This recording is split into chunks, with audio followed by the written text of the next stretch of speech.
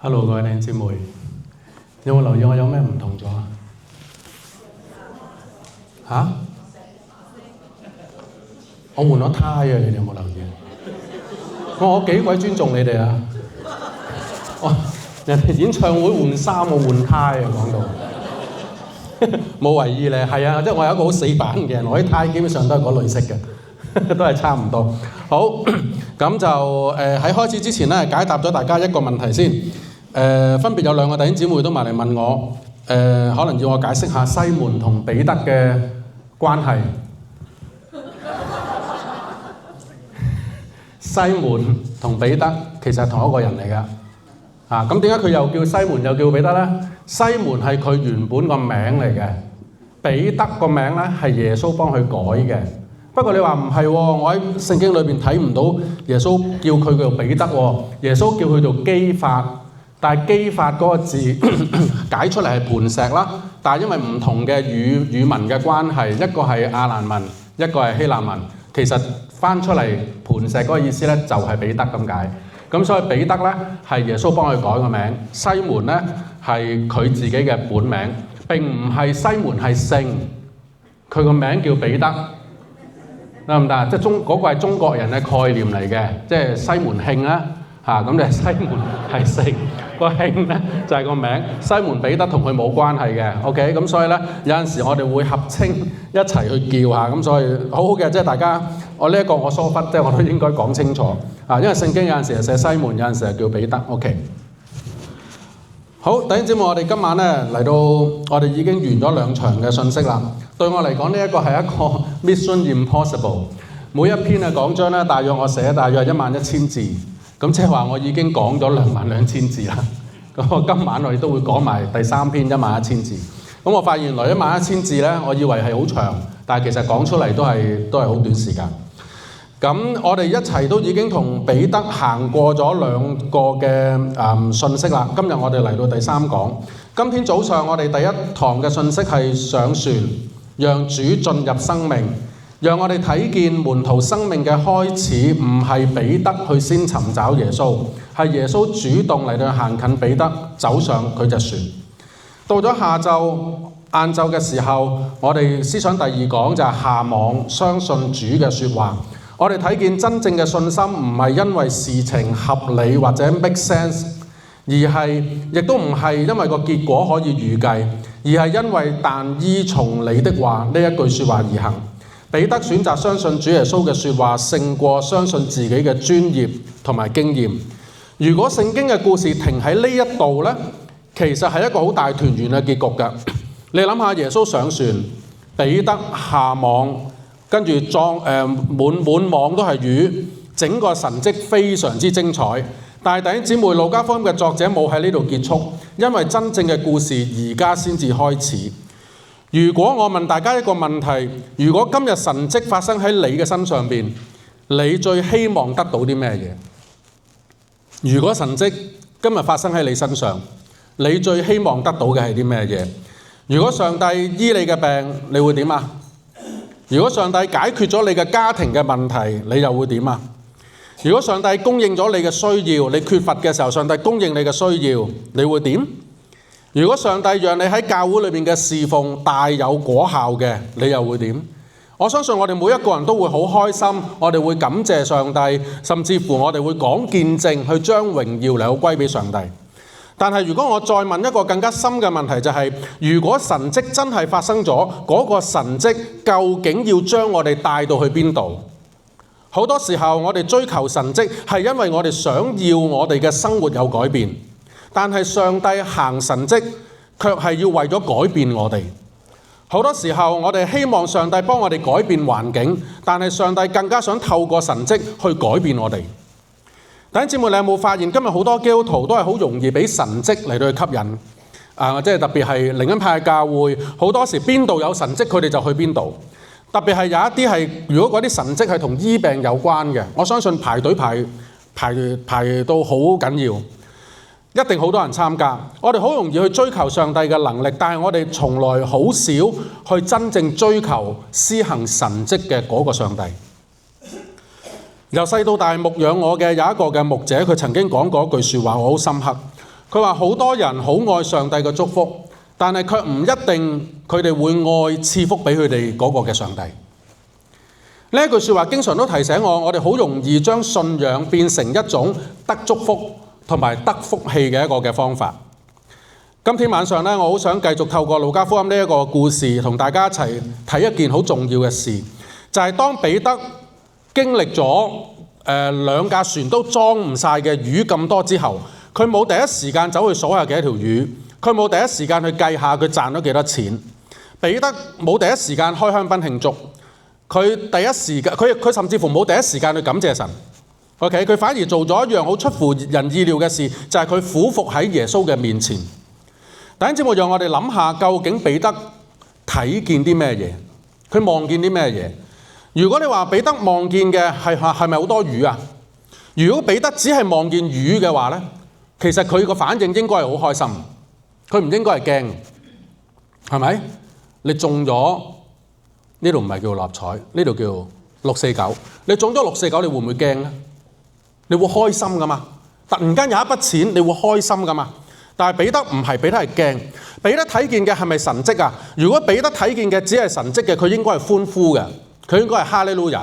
但係彼得卻係俯伏。彼得睇見嘅係乜嘢呢？以至到彼得佢話：主啊，離開我，我係個罪人。弟兄姊妹，究竟彼得睇到啲咩嘢？答案似乎只係得一個，就係彼得終於睇到真正耶穌嗰個嘅身份。而當一個人真正認識主嘅時候，佢必然就會同時真正咁認識到自己。今晚就讓我哋一齊嚟思想一件好重要嘅事，就係真正嘅生命復興唔係遇見一件神蹟，而係重新遇見主自己。因為只有遇見主嘅人，佢先至會真正俯伏，真正喺主面前俯伏嘅人，先至會真正嚟到去跟從主。讓我哋又再一次翻去呢個故事嘅裏面。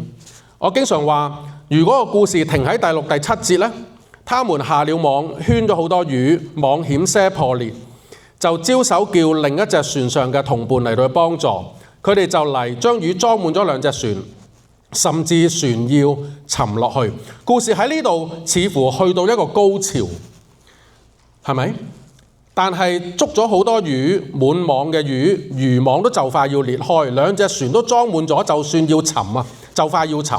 如果係一出電影，好多導演就會喺呢一度嚟到做結束，然之後呢就會出幾個大字，就係神蹟發生啦，咁就完咗啦。但係路加福音嘅作者冇喺呢一度完，因為路加福音嘅作者知道真正嘅高潮並唔係魚，亦都唔係神蹟，真正嘅高潮係喺第8節。西門彼得看見，就俯伏喺耶穌膝前，說：主啊，離開我，我是個罪人。弟兄姊妹請留意，聖經作者並唔係話彼得看見好多魚，而只係話西門彼得看見。我想問佢究竟看見啲乜？嗱，呢一個真係好值得我哋去諗。究竟彼得睇到啲咩嘢，以致佢有以下嘅動作？從上下文嚟睇，佢一定係見到魚，一定係見到好多魚。但係見到好多魚，魚係唔會令到人有俯伏嘅動作嘅。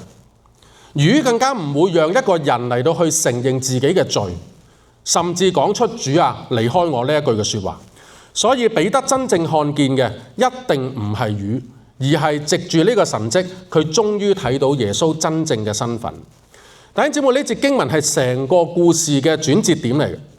讓我哋一齊嚟回想一下，喺第一講裏邊，彼得點樣稱呼耶穌啊？冇，彼得冇任何嘅稱呼，因為彼得都未開聲講嘢。去到第二講，彼得稱呼耶穌做乜嘢啊？老師。係啊，彼得好尊敬耶穌，佢甚至相信耶穌，佢願意順服耶穌。不過喺呢個階段，佢只係將耶穌睇成一個好偉大嘅老師，就係咁簡單。去到第8節，當彼得開口嘅時候，佢稱呼耶穌做主啊！弟兄姊妹，呢一個唔止係稱呼上邊嘅改變，呢個更加係代表住彼得對耶穌嗰個嘅認識係完全已經改變。之前耶穌係老師，而家耶穌係主。之前彼得尊重、好尊敬呢個嘅耶穌，因為佢係老師。而家彼得係敬畏呢一個嘅耶穌。之前佢相信耶穌識得講道，但係而家佢知道企喺佢面前嘅呢一位就係嗰位聖潔同埋榮耀嘅主。弟兄姊妹，呢個就係點解第3講今日最重要嘅一句嘅説話，就係真正嘅生命復興唔係遇見一件神蹟，而係遇見重新去遇見耶穌自己。好多人都可以經歷好多嘅神蹟，甚至好多人經歷神蹟之後，佢仍然會選擇離開上帝。你睇下以色列人嘅經歷，以色列人喺曠野日日食緊嗎哪，日日都見到雲柱同火柱，佢日日都見到神蹟，但係以色列人嘅心卻係遠離耶和華。弟兄姊妹，神蹟並唔能夠保證一個人能夠真正去認識上帝。但係一個真正認識上帝嘅人，佢嘅生命一定會被改變。所以讓我哋今晚嘅目光從彼得嘅身上邊，當一個人真正遇見主嘅時候，我哋嘅生命會有啲咩嘅改變，會有啲咩事情發生。弟兄姊妹，相信我哋每一個都已經聽過好多道，甚至乎我哋曾經都經歷過喺聚會裏邊，喺聽道裏邊，我哋感動過，甚至乎我哋流過眼淚。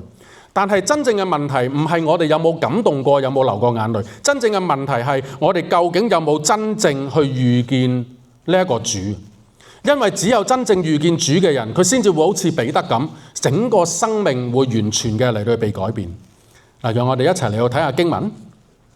路加福音5章8節，佢話西門彼得看見，正如剛才我講啦，彼得到底看見啲咩嘢？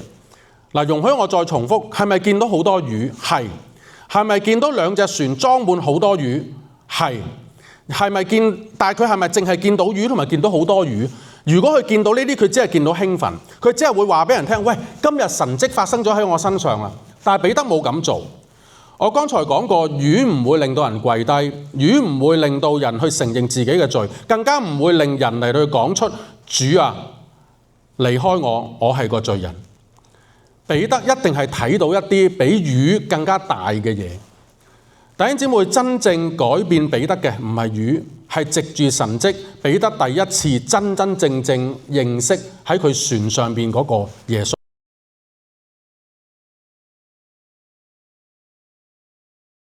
宗教嘅書，但係呢本書裏面提到神蹟，佢裏邊有一句説話我好中意，我抄低咗。佢話神蹟只係一扇窗，並唔係終點。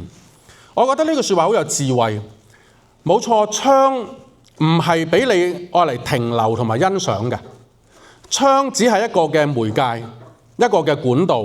你透過呢個窗，你可以望到更遠同埋更美嘅風景。所以同樣神蹟從來唔係叫我哋停留喺神蹟本身。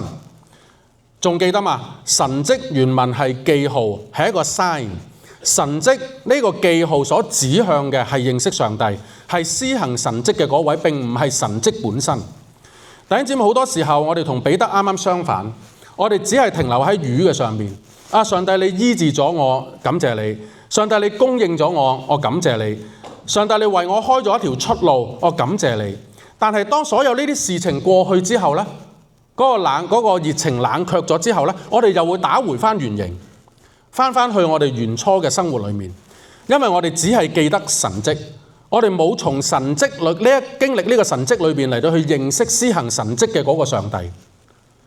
弟兄姊妹，我相信喺我哋嘅日子裏邊，上帝一定喺我哋嘅生命裏邊施行過大大小小嘅神蹟奇事，或者佢可能醫過你，或者佢供應過你嘅需要，又或者佢曾經保守過你嘅家庭，拯救過你嚟到脫離一個好大嘅危難。但係我呢一啲嘅神蹟，呢一啲嘅經歷係將你帶去邊度？係讓你更加追求更加多嘅神蹟，下一次嘅神蹟，定抑或係能夠幫你帶到你去一個施行神蹟嘅上帝面前？彼得呢一刻佢終於明白，原來真正企喺佢嘅船上邊，唔係一個識講道嘅咁偉大嘅老師咁簡單。真正佢企喺佢船上邊嗰個係一個掌管天地、掌管大海、掌管魚群、掌管萬有嘅主。就喺呢一刻，彼得忽然之間發現，原來自己係企喺一位咁榮耀、咁聖潔嘅上帝面前。弟兄姊妹，屬靈生命真正嘅復興，從來都唔係我突然間好感動，我突然間好想喊，而係我哋嘅生命有冇遇見過主耶穌？喺聖經裏邊有唔少嘅例子㗎。喺晏晝嘅時候，我口講有一個嘅例子，約伯。喺約伯記裏邊，約伯曾經經歷過好多嘅災難同埋苦難嘅事情之後，最後佢講咗一句名句，係咪？大家都識呢一句啦，呢一句連非信徒、非基督徒佢都會識㗎，就係我從前風聞有你，現在親眼看見你。弟兄姊妹，你讀呢句説話嘅時候浪唔浪漫啊？呢句説話好浪漫㗎，唔係我真係講同上帝嘅關係係好浪漫，係嘛？同上帝講話我從前風聞有你，今日我親眼見你，係一個非常之浪漫、一個非常之靚嘅環境裏邊。但係請記住，約伯講嘅而家我親眼見到你。約伯其實喺當時，如果你再睇翻喺42章嘅時候，約伯根本到呢一刻佢都唔知道自己點解發生咁嘅事。點解一生嘅遭遇會發生咗咁多嘅危難、咁多嘅災難？因為約伯講呢樣嘢，佢唔係因為得到答案，而係真正改變約伯嘅係上帝。佢重新去認識喺佢面前嘅呢一個上帝，係一個創天造地嘅上帝。同樣喺以賽亞書6章裏面，先知以賽亞並唔係先見到自己有罪，以賽亞先見到嘅係經文所講，我看見主坐喺高高嘅寶座上面，然之後佢先發現自己有罪，係乜嘢啊？禍哉，我滅亡了。弟兄姊妹請留意，整本聖經都係有一個嘅次序，唔係人先睇見自己嘅罪先至睇見上帝，而係先睇見上帝，從而認識到上帝，跟住就認識到自己嘅本相，我只不過係一個嘅罪人。弟兄姊妹，今天晚上你最希望上帝為你做咩嘢？希望上帝為你解決一個咩嘅問題？或者你希望上帝改變你生命中同某一個人嘅一段關係？希望上帝指引你嘅前路？嗱，呢啲嘅祈禱都冇錯嘅。但係如果今天晚上上帝只係做一件事，我希望唔係改變你現有嘅處境，而係讓我哋重新嚟到去遇見佢，重新嚟到去認識佢。當我哋嚟到去睇路加福音5章8節嘅時候，西門彼得看見，然之後就俯伏喺耶穌嘅膝前，就話：主啊，離開我，我係個罪人。弟兄姊妹請留意，彼得看見主之後，佢第一個動作唔係講嘢，而係俯伏喺耶穌嘅膝前。如果你係彼得，當你見到咁偉大嘅神蹟之後，你嘅反應係點啊？嗱，俾着我一定會大聲歡呼，跟住喺個海邊嗰度係咁拍手掌，係咁跳，瘋狂咁跳，甚至我會上前走去攬住耶穌。哇！你真係正啊！你可唔可以日日都跟我出海啊？但係彼得冇咁做。經文記載，西門彼得看見就俯伏喺耶穌嘅膝前。點解會咁？頭先我哋分析過，係因為彼得終於而家知道企喺佢面前嘅而家嗰個係邊一個。弟兄姊妹，我想問，一個人喺咩時候會俯伏啊？你對上一次俯伏嘅係幾時啊？或者你話牧師，我從來冇俯伏過。你對上一次，如果你有嘅，你對上一次俯伏嘅係幾時？喺聖經裏面，大多數唔係因為睇見能力，大多數係因為見到榮耀。如果有一個有能力嘅人企喺你面前，你可能會好欣賞佢、尊敬佢、敬佩佢。但係如果今日上帝親自喺我哋中間，我哋有邊一個能夠站立得住？我哋仲可唔可以翹住腳咁樣坐？喺成本聖經裏邊，每一次有人真正嚟到遇見上帝，幾乎都係同一個反應。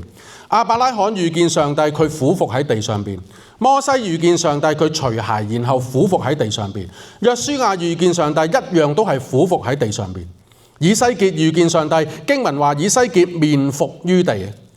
但以理仲誇張，但以理遇見上帝，經文話但以理仆倒如死啊！弟兄姊妹，你有冇發現真正遇見上帝嘅人，好少會係高舉自己嘅？真正遇見上帝嘅人一定會降卑自己，因為唔係上帝將我哋壓低啊，而係上帝嘅榮耀顯現嘅時候，我哋自己知道我哋係有幾咁嘅不配。所以彼得嘅俯伏唔係耶穌命令佢，而係因為彼得不得不俯伏。然之後彼得俯伏喺耶穌嘅膝前講咗一句說話：主啊！大家都記得之前係老師，而家係主，稱呼嘅改變代表住彼得整個信仰都喺度改變。以前耶穌係老師，而家耶穌係主；以前耶穌值得尊敬，而家耶穌值得敬畏同埋敬拜。弟兄姊妹，屬靈生命真正嘅復興並唔係我哋學多啲聖經，屬靈生命真正嘅復興係我哋重新去認識耶穌係我哋生命嘅主。弟兄姊妹，今日我哋好容易會叫耶穌係主㗎，係咪？但係請留意，彼得呢一句主啊，並唔係一句普通嘅宗教術語，亦都唔係好似我哋叫主啊嗰個嘅口頭禪，而係一個真正遇見上帝嘅人從心裏邊發出嚟嗰個嘅呼喊。彼得仲未講完，彼得喺稱呼主啊之後，佢仲講過一句好重要嘅説話，就係離開我係個罪人。弟兄姊妹請留意，彼得冇話主啊對唔住，我當初對你冇乜信心。佢亦都唔係話主啊我做錯啦。彼得係話我係個罪人。喺呢度，彼得並唔係喺耶穌面前去為着某一件事嚟到認罪。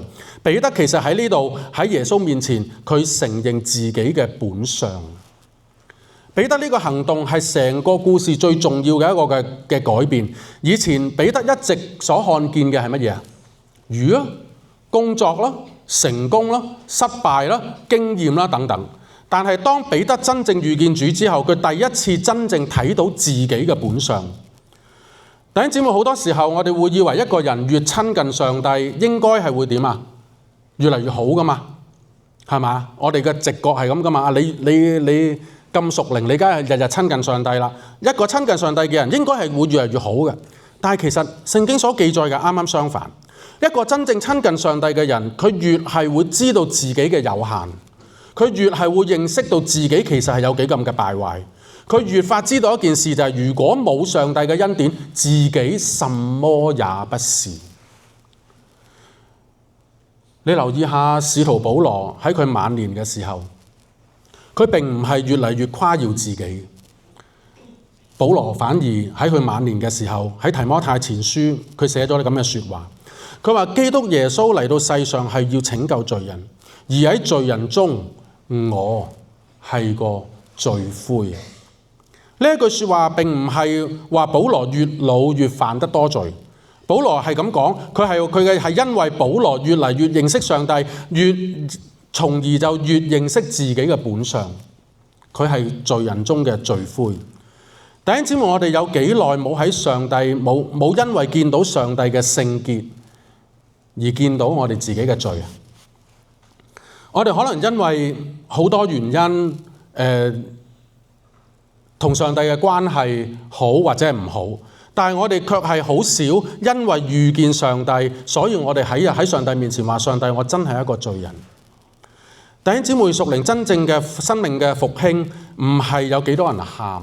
今日我哋可能好追求就係，特別係帶敬拜嘅人，我哋會落喺一個嘅迷思裏邊。今場敬拜我帶嘅時候，你睇下台下有幾多人喊，有幾多人感動。於是我哋就話：呢一個就係一個屬靈生命嘅復興。弟兄姊妹，錯。屬靈生命真正嘅復興就係當人真正遇見上帝之後，認罪唔再係一種宗教儀式，認罪就變成一個唔能夠停止嘅生命回應。如果你越係喺認識上帝，你就會越認清自己嘅本相。嗰日你冇上帝嘅恩典，你根本冇辦法去生活，因為你根本什麼也不是。弟兄姊妹，真嘅。當你越去親近上帝，你越認識上帝嘅時候，只會更加發現自己嗰個嘅不配。你諗下喺你侍奉咁多年嘅裏邊，你侍奉最得力嘅係幾時？你同上帝最親近嘅時候係幾時？就係你越放低自己，讓上帝喺你生命當中掌權，唔好再自恃自己有咩嘅能力嗰陣時，上帝就做嘢啦。咁你話上帝你好得意啊？點解你唔喺我最風光嗰陣時做嘢呢？其實好得意嘅，當你風光嘅時候，當你最自己最得力嘅時候，你真係認為你需要依靠外力嗎？你唔會靠外力嘅，因為我自己都做得掂。但係只有你係最軟弱嘅時候，你就會發現上帝嗰個能力就喺你身邊出現。喺我自己呢20年牧會裏邊，我印象當中，我應該係少於10次我冇寫 full script 講章嘅。知唔知咩叫 full script 講章啊？即係你而家拎住我呢份嘢，你照讀呢，就係我今日講嘅內容嚟㗎。包括弟兄姊妹晚安呢一句我都寫埋㗎。我真係照讀㗎，我唔係講笑㗎。OK， 呢個叫 full script 講章。我諗我生命當中應該係少於10次係我冇寫 full script 講章，其中有幾次就係我媽媽突然間過身嘅時候，咁但係因為教會同工唔夠，咁於是我要去連續兩次定3次講道。喺嗰3次我冇辦法寫到 full script 講章，因為一篇 full script 講章咧，基本上都要1萬字。咁你諗下，你要打1萬字，其實都要時間。所以嗰次我冇辦法，我只係有幾個 point， 跟住我就按照聖經嘅邏輯，我自己就去講。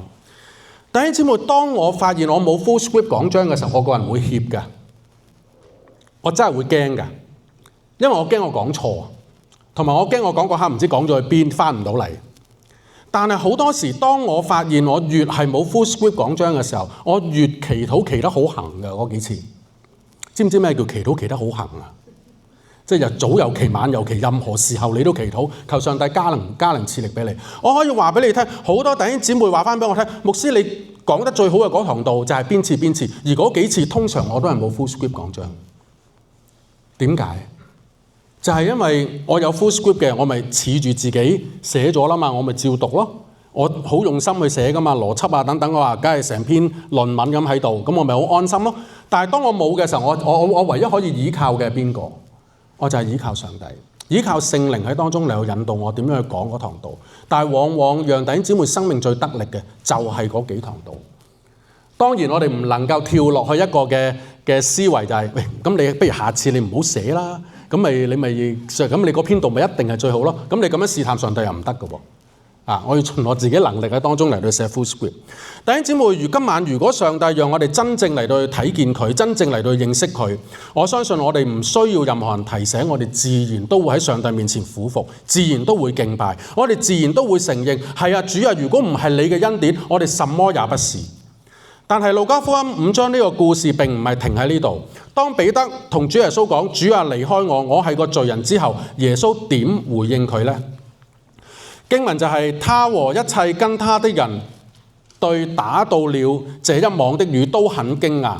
佢嘅同伴西比泰嘅兒子雅各、約翰亦都係咁樣。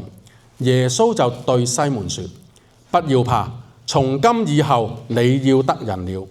他們就將2隻船靠了岸，就撇下所有的，跟從了耶穌。弟兄姊妹，如果你係耶穌，當彼得同你講，主啊，離開我，我係個罪人，你係耶穌，你會點答佢啊？好衰啊！俾我就話你知咧，你終於知道你係一個罪人咧，係咪啊？俾你係會點答啊？耶穌唔係咁答啊！耶穌答佢3個字：唔使驚。弟兄姊妹，你見到嘛？當一個人真正見到自己嘅罪嘅時候，上帝並唔係將人推開㗎。而係相反，上帝將人嚟到拉近。請留意，彼得話離開我，耶穌話，但係耶穌卻從來冇一刻離開過彼得。喺我過去幾個月不斷嚟到默想呢一段經文嘅時候，我好中意呢個畫面，就係彼得好希望耶穌離開佢，因為我係一個罪人，我好不配。但係耶穌卻係選擇留喺彼得嘅身邊。彼得睇見自己嘅不配，但係耶穌卻係睇見上帝嘅恩典喺彼得嘅身上邊。彼得話我係一個罪人，但係耶穌同佢講唔使驚。弟兄姊妹，今天晚上我哋喺我哋當中，可能有啲弟兄姊妹心裏邊同樣有彼得呢一個嘅感覺。我哋可能覺得自己好失敗，我哋可能覺得自己好不配，我哋覺得上帝根本冇可能會用我，上帝你用都係用前面嗰個，你冇可能會用我。甚至喺我哋嘅心裏邊，我哋曾經諗過，主啊，你唔好理我啦，不如你由我啦。但係弟兄姊妹，聖經話俾我哋聽一件事。真正嘅福音從來都唔係罪人離開上帝，真正嘅福音係上帝走近每一個罪人嘅生命當中。仲記得今日朝頭早第一講嘛？唔係彼得先上岸去揾耶穌，而係耶穌先上彼得嘅船。去到第3講都係一樣，唔係彼得努力嚟到去靠近上帝，而係上帝從來冇一刻放棄過彼得。弟兄姊妹，讓我哋去諗下，而家嘅彼得係咪配得啊？唔係，彼得並冇突然間變得聖潔，佢亦都冇突然間變得好完全。啱啱相反，彼得而家啱啱先至知道自己係一個罪人。但係就係喺佢承認自己最不配嘅時候，耶穌同佢講咗好重要嘅呢4個字：從今以後。弟兄姊妹，你知道嘛？成段經文裏邊，我最中意嘅就係呢4個字，從今以後。呢4個字代表嘅並唔係一個普通嘅時間嘅描述，從幾時開始唔係。從今以後呢4個字係代表一個全新嘅開始。我記得我以前喺香港嘅時候，我好多時都會去赤柱嚟到去赤柱監獄嚟到去做一個嘅監獄探訪。喺當中有陣時會遇到一啲嘅囚友啱啱出獄咁當然好開心啦！我哋一去到嘅時候知道你出獄或者係就嚟會出獄，咁我哋通常咧我哋都會同佢要求獄長俾我哋有一個可以同佢食一個蛋糕啊，同佢慶祝嗰個蛋糕嗰個蛋糕上邊，你知唔知有一個傳統嘅？就係呢4個字，從今以後。從今以後係代表乜嘢？過去咗嘅嘢唔好諗啦，由今日開始，從今以後。你上次講從今以後係幾時啊？我都唔記得我係咪得罪師母嘅時候啦。總之我從今以後咧就咁，係代表乜嘢啊？之前你做錯嘅嘢唔再做啦，我哋從今以後做一個好人啦。從今以後，弟兄姊妹，彼得嘅人生喺呢一刻開始有一個新嘅方向。以前佢嘅生命都係圍繞住啲魚，但係今日開始，從今以後，佢嘅生命開始圍繞住人。以前佢每一日諗嘅就係今日究竟有幾多魚獲，今日賺幾多錢。但係今日從今以後開始，佢所諗嘅就係今日有幾多靈魂可以得救。弟兄姊妹請留意，耶穌並唔係話從今以後你唔再係罪人，耶穌只係話從今以後你要得人。弟兄姊妹，呢一句話深深咁觸動咗我，因為上帝冇停留喺彼得嘅過去，上帝直接將眼光望向彼得嘅將來。弟兄姊妹，好多時候我哋一直都活喺昨日嘅裏邊。我昨日有幾失敗，我昨日跌得幾金，我昨日又犯咗罪，我昨日又受咗傷。我哋一直活喺我以前，但係而家耶穌同你講，唔好再睇以前，從今以後，屬靈生命真正嘅復興唔係一直睇返轉頭自己嘅罪，睇自己嘅過去，睇自己嘅以前。屬靈生命真正嘅復興係喺上帝嘅赦免裏邊，我哋重新可以能夠站起嚟，迎向上帝俾你嗰個從今以後嘅人生。保羅喺哥林多後書一句好出名嘅金句，佢話若有人在基督裏，他就是新造的人，舊事已過，都變成新的了。我相信今天晚上上帝唔係要我哋一直停留喺我係一個罪人嗰個嘅光景裏面，上帝要我哋聽見係佢親口同我哋講從今以後。弟兄姊妹，一個真正遇見上帝嘅人，一定會有一個全新嘅從今以後。以前我哋只係為自己活，從今以後我哋會為主而活。以前我哋只係搲住呢個世界，從今以後我哋會找住基督。以前我哋只係追求成功，但係從今以後我哋會追求對主嗰份嘅忠誠。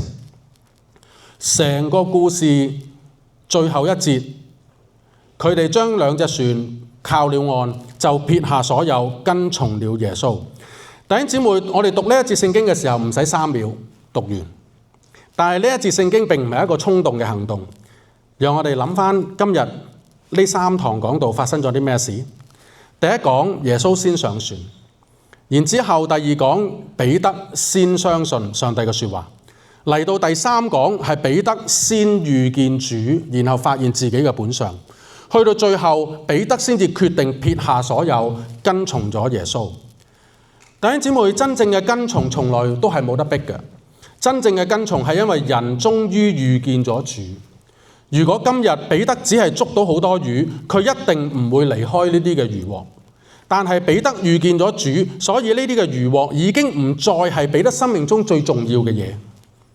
讓我再一次強調，真正改變彼得嘅並唔係神蹟，唔係魚，唔係祝福，而係彼得知道佢已經遇見咗呢一位值得佢用一生，值得佢撇下所有嚟到去跟從嘅主。弟兄姊妹，今天晚上我唔知道上帝喺你生命裏邊有冇一個從今以後，或者就喺今晚上帝要開始你人生嘅新一頁。但係請留意，呢一個唔係因為我哋做得好，我哋做得好完全，而係因為上帝同你講唔使驚，從今以後。弟兄姊妹，我哋睇完彼得呢個故事，讓我哋再一次嚟到去確認，真正改變彼得嘅唔係魚，唔係神蹟，而係佢遇見咗呢一位聖潔嘅主。弟兄姊妹，讓我哋思想一件事，點解當一個人真正遇見上帝嘅時候，第一個反應幾乎都係我唔配嘅？呢個情況其實就好似你進入一間全黑嘅房嘅裏邊，有冇入過一間全黑嘅房啊？以前喺中學嘅時候咧，我就參加咗攝影學會嘅，攝影學會就要學曬相嘅，學曬相就要入黑房。OK， 係一間全黑，真係伸手不見五指嘅房。嗰間房如果一直冇燈，你可能會覺得嗰間房都幾乾淨。但係如果光照咗入嚟呢間房嘅時候，你就會發現原來哇，裏邊啲空氣呢間房裏面充滿咗好多塵。請留意，光進入呢間房唔係啲光令到呢間房好污糟，而係光讓我哋睇到原本存在喺呢間房裏邊嘅嘢係好污糟。同樣唔係上帝進入我哋嘅生命，上帝讓彼得成為一個嘅罪人，而係彼得一直都係一個罪人。只不過當上帝嘅聖潔臨到彼得身上嘅時候，彼得真正認識呢個上帝嘅時候，彼得先至第一次真真正正去認識自己嘅本相。弟兄姊妹，我諗呢一個就係今日教會最需要重新學習嘅地方。我哋今日好容易將信仰變成一個以人為中心嘅信仰。今日我哋強調嘅係乜嘢？我得着啲咩嘢？我有冇平安？我有冇祝福？我嘅問題解決咗未？我嘅家庭點樣？我嘅工作點樣？嗱，呢啲都好重要、好真實。但我可以話俾你聽，上帝其實都好關心呢啲嘅問題。不過如果整個嘅信仰最終都係圍繞住我嘅話，我哋嘅屬靈生命永遠都唔會有復興。屬靈生命真正嘅復興永遠都唔係我感受到啲咩嘢。屬靈生命嘅真正復興係我重新睇見上帝係邊個。所以弟兄姊妹，喺今天晚上，我哋唔好將我哋嘅眼目停留喺我哋自己身上，尤其是我哋嘅過去。我聽好多有啲弟兄姊妹話，我以前有幾咁失敗，我以前有幾咁軟弱，我以前有幾咁嘅不配。係，如果我哋一直望住我哋自己，特別望住我哋自己嘅過去，我哋只會越嚟越行唔到，我哋只會越嚟越灰心。今日我哋要將我哋嘅眼目全身重新嚟到放喺主耶穌身上。因為只有當我哋真正認識佢，我哋先至會真正知道恩典有幾大，上帝嘅赦免有幾深，上帝嘅十字架有幾寶貴。弟兄姊妹，今晚如果有人問你嚟咗整日生命進心營啦，特別可能今日冇嚟嘅弟兄姊妹，聽日佢哋嚟崇拜嘅時候見到你，佢會問你你尋日成日都喺度啦，生命進心，你進心咗啲乜啊？咁你會點答佢啊？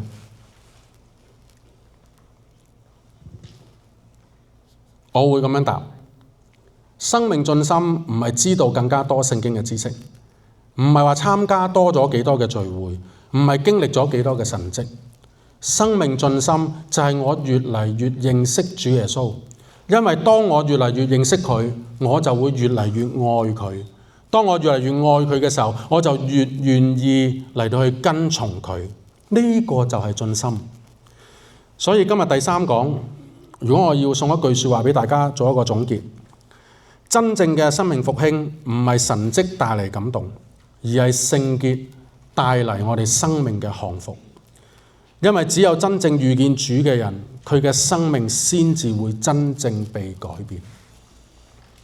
弟兄姊妹，真嘅，好多時我哋會見到有啲可能我牧會牧得太耐，我份人有少少悲觀。有陣時有啲弟兄姊妹話俾我聽，你睇下邊個最近唔同咗啊，改變咗啊咁。我當然我喺弟兄姊妹面前，我梗係會話，係啊，為感恩。但其實我心裏邊諗乜嘢啊？大家你知唔知啊？路遙知馬力，日久見人心。睇定啲先啦。我唔係對嗰個改變嘅弟兄冇信心，或者係姊妹冇信心，絕對唔係，而係我驚我有期望，我就會有失望。弟兄姊妹，你留意下，今日我哋好多同路人，佢今日已經離開咗教會呢一條船，佢可能因為受過一啲嘅傷害。你回想翻你身邊所認識嘅嗰啲弟兄姊妹，即係今日冇翻教會，或甚至乎可能離開咗信仰嘅朋友，佢哋係因為咩事？十居其九都係因為人嘅行為導致佢哋失望。弟兄姊妹，真嘅，我唔係對上帝冇信心，而係一剎那嘅改變，係我哋仍然相信呢個都可以係上帝嘅工作。但係一個人嘅真正生命改變，係佢真正遇見主。而當一個人真正遇見主嘅時候，佢嗰個改變唔會係一剎那嘅。你睇下保羅、掃羅，係咪？當佢喺大馬色遇見耶穌嘅時候，佢個生命改變。其實你再睇翻余傳道帶我哋嚟到去睇《使徒行傳》嘅時候，你再慢慢睇翻，當保羅被改變之後，佢要經歷幾多嘅排擠，幾多嘅唔信任，然之後甚至乎幾多嘅追殺，係嘛？俾猶太人去追殺佢，俾基督徒唔信任佢。一個人改變咗佢好希望能夠從今以後做一個好人啊嘛。但係點知佢喺嗰個群體裏邊冇人信佢啊。其實保羅係有足夠嘅理由翻轉頭，但係點解保羅冇翻轉頭？因為保羅遇見耶穌嗰件事係真嘅。佢真係遇見呢一位聖潔嘅主喺佢面前，佢知道自己有幾咁嘅不配，所以保羅呢個生命嘅改變係真嘅。弟兄姊妹，只有真正遇見主嘅人，佢嘅生命改變先至能夠經得起時間嘅歷練。弟兄姊妹，今天晚上我哋一路陪住彼得走到嚟呢一度。今日朝頭早耶穌上咗船，然之後彼得相信耶穌嘅說話。然之後嚟到而家，彼得終於遇見到呢一位真實嘅主，佢終於知道企喺佢面前嘅嗰位係邊個。弟兄姊妹，今天晚上你遇見嘅係上帝嘅恩典、祝福、神蹟，定抑或你係遇見俾祝福你、俾恩典你、施行神蹟嘅嗰位上帝自己？我相信我哋每一個都好中意上帝嘅恩典。我哋好中意上帝醫治，好中意上帝嘅供應，好中意上帝幫我哋解決所有嘅問題。但係今天晚上，上帝想俾我哋嘅唔係呢啲，而係佢想將自己嚟到賜俾我哋，讓我哋真真正正去認識佢，得着佢。弟兄姊妹，或者上帝藉住今日呢3場嘅講道，一直都同你講一句嘅說話。上帝透過第一講，上帝走近你，去到你嘅船嘅旁邊。第二講，上帝親自同你去說話，佢希望我哋能夠相信佢嘅說話，勝過相信我哋自己嘅經驗。而去到第3講，上帝親自嚟到向你顯明佢自己係邊個。弟兄姊妹，上帝已經做咗好多嘢啦，跟住落嚟輪到我哋去回應。弟兄姊妹，今天晚上我只想問你一個嘅問題。當你真正遇見主嘅時候，你願唔願意降服？你願唔願意俯伏？請留意，俯伏唔係一個嘅姿勢，俯伏其實係一種生命嘅態度。意思就係話，主啊，你嚟掌管我生命，你先至係我生命嘅主，我唔再係我生命嘅主。今日我哋生活喺一個好強調自我嘅世代嘅裏面。世界價值觀一直要話俾我哋聽，我哋要相信自己，我哋要活出自己，唔好讓任何人限制你嘅能力。但係聖經卻係話俾我哋聽，真正嘅自由並唔係高舉自己，真正嘅自由乃係喺上帝面前降服自己。彼得冇因為降服，冇因為俯伏而失去咗佢人生。相反，彼得就係因為從俯伏開始，佢嘅人生就得着從今以後嘅新方向。弟兄姊妹，今天晚上或者上帝唔係要你即刻去改變好多嘢，上帝其實一直都係想邀請你，將你生命嘅主權重新嚟到去交俾佢。可能我哋曾經經歷過，我哋真係經歷過，我哋將我哋嘅生命主權交俾上帝，交俾耶穌。但係唔知從幾時開始，我哋又慢慢開始攞翻呢個嘅主權翻嚟。或者今天晚上你可以同主講：主啊，我哋一直都握得好緊，但係今日我願意為你嘅緣故，我放手。或者喺今天晚上，你可以同主講：主啊，我一直都活喺自己嘅計劃裏邊，自己活喺自己嘅 planning 裏邊。但係今日我願意將我嘅人生由你嚟到作主。或者你可以又同主講：主啊，我一直喺度服侍你，但係其實我只係服侍，我冇真正去俯伏喺你面前，冇降服於你。今日我願意重新返到去你面前，重新俯伏，重新降服於你。弟兄姊妹，今天晚上我掙扎咗好耐，我會唔會叫大家嚟到做一個立志，做一個嘅決志？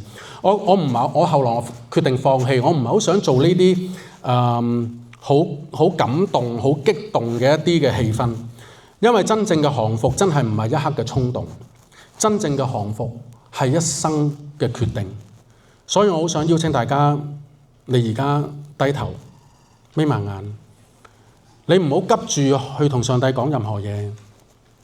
即使而家上帝喺我哋嘅中間，我都想讓大家你安靜你嘅心，你安靜1分鐘、半分鐘嘅時間，讓自己去平復。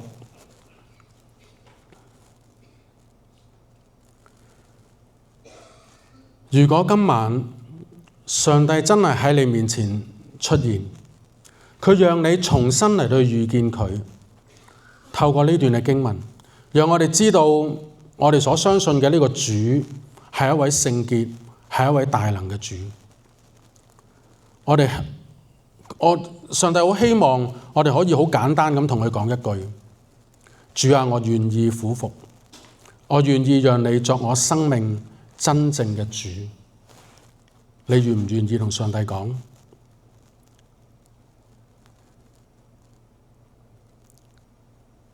耶穌不斷向我哋嚟到發出邀請，將我哋生命嘅主權再一次交喺佢嘅手嘅裏面。弟兄姊妹，耶穌從來冇逼你哋，冇逼我哋，佢只係好希望我哋真心願意將我哋嘅生命嚟到交俾佢，讓佢成為我哋生命嘅主，不論大小事情都交俾主嚟到幫我哋決定。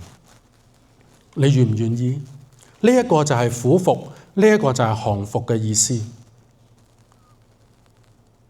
兄姊妹，真正嘅降服必須要真誠同埋真實。讓我哋嚟到去用以下呢一首詩歌嚟到去回應。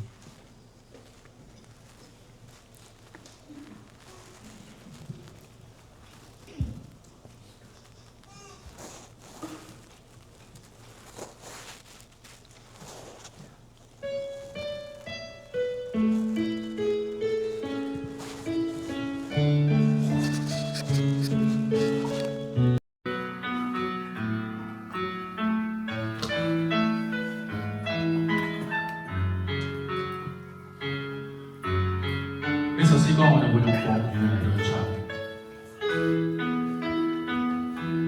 獻上生命給最愛的耶穌，完全順服，完全降服，你的恩典是我的一世風靡。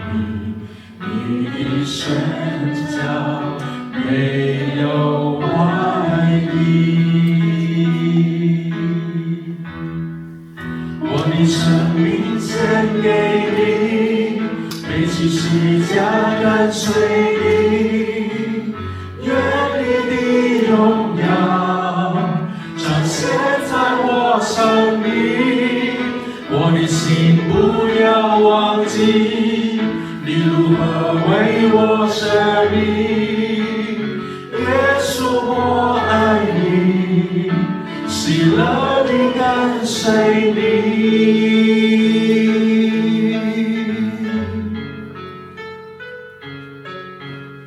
第一節我哋用呢首歌進入我哋嘅心裏邊，我哋跟住嚟去拿字。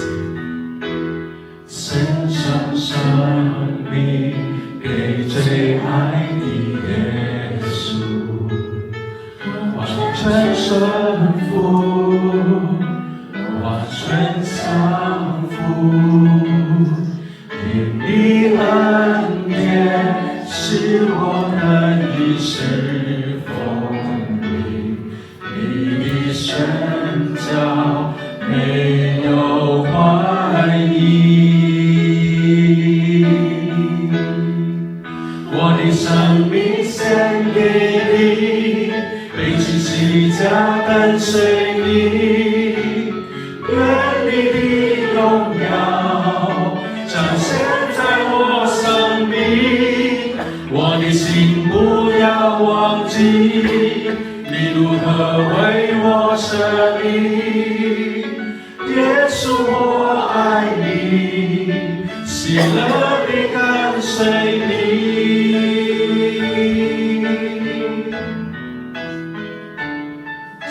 給我屬於你的夢想，愛上你，國度如在天上。賜給我奔跑不倦的力量，如鷹展翅，上騰翱翔。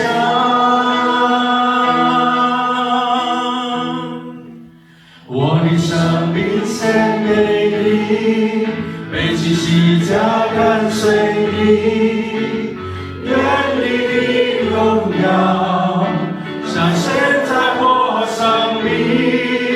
我的心不要忘記，你如何為我捨命。耶穌我愛你，喜樂地跟隨你。我的生命獻給你，背起十架跟隨你，願你的榮耀彰顯在我生命。我的心不要忘記，你如何為我捨命。耶穌我愛你，喜樂地跟隨你。耶穌我愛你，喜樂地跟隨你。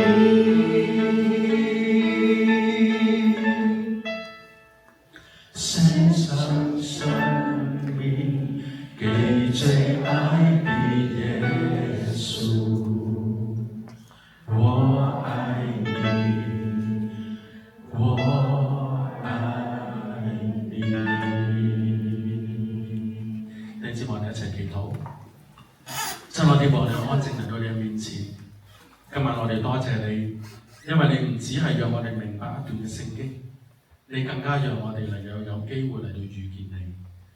主啊，如果唔係你先向我哋顯明你自己，我哋永遠都唔會真正認識我哋自己。如果唔係你嘅榮耀去光照我哋仍然都以為自己做得好好，仍然都以為自己可以繼續靠自己嚟到過活。主，我哋多謝你，你唔係用責備嚟到將我哋推開，而係用你嘅聖潔將我哋帶返去你嘅面前。耶穌，我哋多謝你。當彼得話主啊離開我嘅時候，你冇離開，你反而同佢講唔使驚。我哋相信今天晚上上帝你同樣同我哋每一個人講唔使驚。主啊，我哋承認好多時候我哋嘅嘴裏面稱你為主，我哋嘅生命卻仍然自己握住呢一個嘅主權。主啊，我哋願意今晚我哋重新將我哋嘅生命放喺上帝你嘅手嘅裏邊，唔係因為我哋已經好完全，唔係因為我哋配得，而係單單因為主你係嗰位聖潔嘅主，你亦都係嗰位滿有恩典嘅主。主啊，求你將一顆敬畏你嘅心放喺我哋嘅心裏邊，唔好讓我哋只係追求你嘅祝福、你嘅神蹟、你嘅能力，而唔忘記咗我哋要去追求你。願我哋嘅一生好似剛才嘅詩歌咁，我哋係渴望更加多嚟去認識你，更加多嚟去愛你，更加多嚟去像你。主啊，今天晚上我哋每一個都願意喺上帝你面前去俯伏、去降服。我哋願意讓你重新坐喺我哋嘅生命寶座上邊。我哋相信真正嘅復興唔係因為我哋今晚有幾感動，而係因為我哋重新去遇見你。我哋祈禱奉主耶穌基督得勝名字祈求。弟兄姊妹，今晚我哋就停喺呢一度。不過我哋會留意，因為聖經嘅故事結束，但係真正嘅故事係聽日先至開始。今天晚上彼得遇見咗主，聽日我哋翻嚟，我哋就會一齊嚟睇彼得決定嚟去跟隨主。今晚彼得將佢嘅生命主權交俾主，聽日我哋就會嚟去睇我哋彼得點樣嚟活出佢人生嗰個嘅使命。所以聽日我哋翻嚟嘅時候，我哋就會去到第四講，第四講就係跟隨活出主嘅使命。盼望今晚大家都有好嘅休息，仲記得喺營刊裏邊有講道嘅摘要，有3條嘅問題，亦都有一個回應嘅祈禱。做得好辛苦嘅，我好希望大家你真係用啲時間嚟去諗，嚟到去反思，嚟去問自己，你覺得適合嘅，你可以同身邊嘅配偶或者係家人或者係弟兄姊妹嚟去分享。如果你覺得仲未係時候可以分享，你自己同上帝嚟到有一個好嘅反思，然之後用嗰段嘅禱文嚟到去做一個祈禱，同上帝立志，盼望我哋生命進心靈所追求嘅唔係一刻嘅感動，而係我哋一生嘅跟從。祝福大家。